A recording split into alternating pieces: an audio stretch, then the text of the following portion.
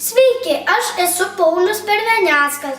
Šiandien gaminsiu tradicinį lietuvišką gėrimą mučinienę. Jį anksčiau karštą vasaros dieną darbininkai nešdavosi į laukus, kad atgaivintų troškulį.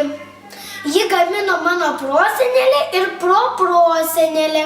Mučinienei reikės juodos duonos, geriausiai džiovintos, uogienės kelis šaukštus, stiklainio, vandens,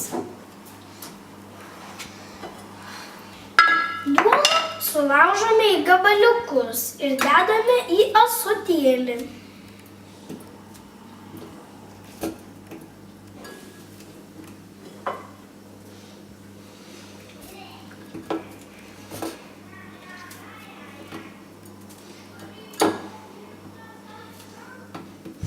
Įdedam uogienės.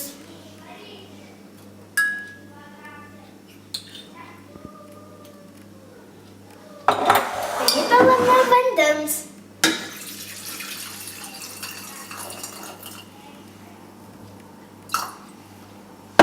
Toliau viską gerai išmaišome.